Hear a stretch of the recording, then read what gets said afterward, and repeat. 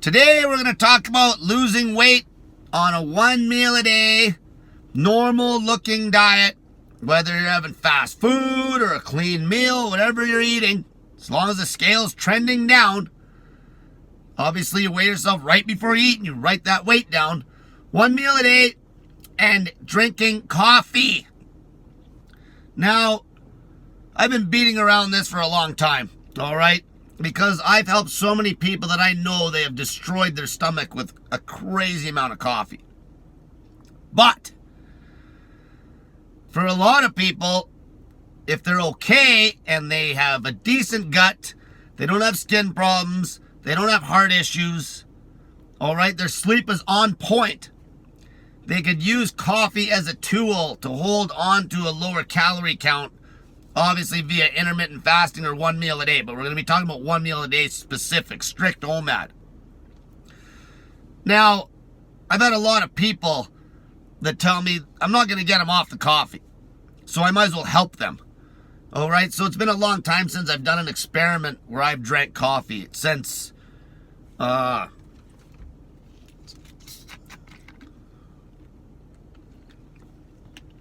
since 2016, 2017, when I got into the 1 meal a day on keto. And basically, I'm going to start that same routine, but not keto. I might have a keto meal some days, but it's not going to be focused ketogenic diet. It's going to be a very high adherence, normal looking diet. All right? So, for the last 2 or 3 weeks, I've been deliberately chipping my body weight up so I could show people that you can lose weight nicely on a routine like this. You're just eating whatever, and I'll be talking about in further videos what I'm eating. Okay, it's just going to be a regular diet. And what I'm going to be doing is I'll basically use caffeine on real hard training days if I feel like it. Okay, I might not even touch it some days. Okay, but this is for the coffee drinkers that are going to drink it regardless. And I'll cycle it. I'll use coffee and green tea and nothing. So obviously on a rest day, I'll drink nothing. Okay? On maybe a hard workout day, I'll have a coffee. Or maybe a green tea. Just depends. I'll just mix it up. Now, things you do not want to be doing. If you train right when you wake up for some reason, you do not need coffee in the morning. That is a terrible fucking time to drink coffee. Your cortisol is already cranked. All right, so that's the one time you never touch it. Okay, so what I'm going to do is I'll usually train early afternoon and I'll have that coffee right before I work out. I'll go to McDonald's, get a coffee. Yeah, there's pesticides and shit. It's not organic beans. I don't fucking care. They ain't going to do shit to me. All right, so I'll have that coffee or a green tea and then I'll go train. Right now, coffee still will tear your gut up on an empty stomach. It's not optimal, but you got to remember we're eating 1 meal a day here and we're not fucking pounding a bunch of fucking sugar with the coffee, so our eating frequency is low. Not to mention I'm having it early afternoon, so I've already drank water and probably had a big swig of fucking piss in the morning, which is crazy good for your gut. I've actually had people that had coffee problems and fucked their guts up, got them to do the urine therapy to fix the gut problem. And then they can eat foods again that they couldn't eat before. So that's my morning routine. Basically, I'll have like a glass of piss, like 500 mils. And then I'll have a glass of hot water and I'll throw some snake juice in it, sodium, potassium, get a little salt load in the morning, then do my thing until training time comes. And I will go to McDonald's or wherever and get a coffee that's probably like maybe 500 mils. And I'll hammer it back, and I'll do hot fucking coffee, no cold brew ice shit, you lazy fuck.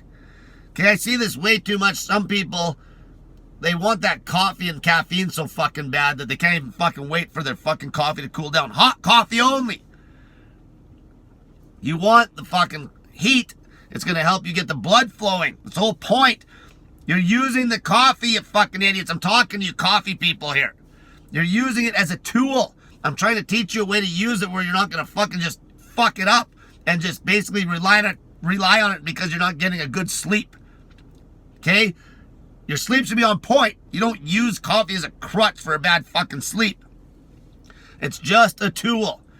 Okay, and the reason I had to go down this road is because I'm being no better than anybody else if I get dogmatic about anything that might work better for somebody to lose fucking weight.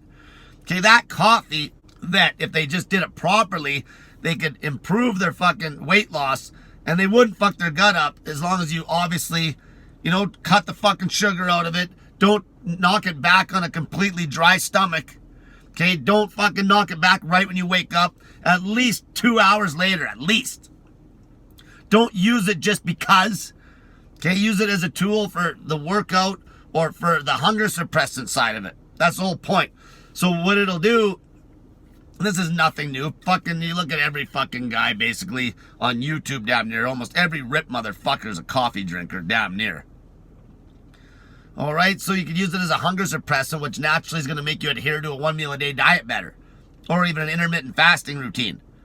Okay, now if you're a super fat pig, throw in some long fucking fasts on snake juice. Okay, how do you mix up the snake juice? The basic recipe. If you just got the 2 ingredients. 1 liter water, 1 teaspoon of sodium chloride, 1 teaspoon of potassium chloride. Okay, and some fresh water on the side. And you can even have snake coffee. So, let's say if you want to get a little fucking shot of salt in, you can put some salt right in the fucking coffee right before you do the workout. Okay, it'll get into your body fast because the heat and the caffeine, it's going to absorb that salt quick. Okay, it's just things you can fuck with. So I deliberately chipped my body weight up because what I wanted to do for the experiment and to show people basically a very mainstream way to lose weight where you didn't really have to you're just eating normal foods. Obviously, you log the weight, the accountability, the weight log. You weigh yourself right before you fucking eat. It's a meal a day in the evening, early evening, late evening, whenever you have it. Okay, don't eat right before fucking bed. Unless the meal is tiny enough. Okay, I wouldn't give a fuck if you ate 1,000 calories right before bed or fucking 700 or 800 calories right before bed. I don't give a fuck about that. Okay, but you always weigh yourself right before you eat on a meal a day diet. That's when the weight is the lowest, not in the morning, you fucking idiots. I gotta tell people this 100 times. It's a meal a fucking day. It's not your other normal diet where you're eating, say, 3 squares. Okay, you're lightest right before you eat the meal, no matter where the meal is situated. If you're eating a meal a day in the morning, yeah, you'd be the lightest in the morning because that's right before you're gonna eat the fucking meal because that's a 24-hour fast. Okay, but you're not eating it in the morning. We're trying to make this high adherence. Okay, the meal comes later. And to make it even higher adherence, carbs. But now, super fat pigs, low carb. Okay, you don't need no fucking carbs. This video, I'm mainly talking to people that are already in pretty decent shape that want to, get lean. I'm talking to people sitting right where I'm sitting right now. At fucking, right now, I would guess body fat percentage-wise, I'm probably 18. Okay? And then people who want to chip down from 18 down to maybe sub 12 or get maybe even single digit. Okay, then you could really tighten up the macros. Then you would have to start counting the calories and make sure it's tight. Okay, that's the people I'm talking to here. Morbid obese people can do this as well. But you make damn sure you are cycling it. Because you fuckers aren't even exercising hard. Okay? You fuckers have minimal hunger to suppress. Okay, you don't need to be just pounding back a pile of coffee to suppress your little bitch-ass fucking cravings. Okay, this is more focused for people that are trying to go from a good body weight to lean. Okay, but the fat people, like I said, I'm not going to be dogmatic. If you could use it to suppress hunger midday, and that's going to make you not fuck up your diet and keep your calories down, that really is the number one goal. Okay, the goal here is to eat as little as possible to lose the most weight as you can. Okay, so however we can do it without surgery,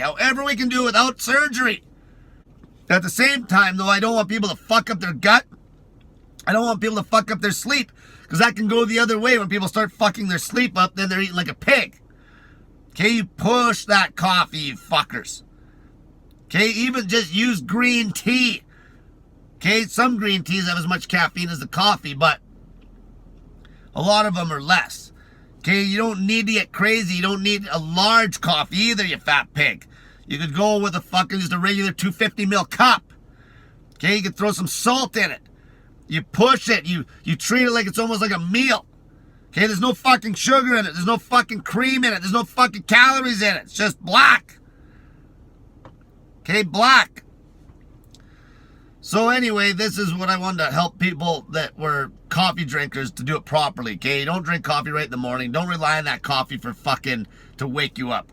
If you have health issues, skin problems, gut problems, heart problems, blood pressure issues, then experiment, okay? If your blood pressure drops like crazy because you're losing weight on your meal-a-day diet and dropping carbs, then fine.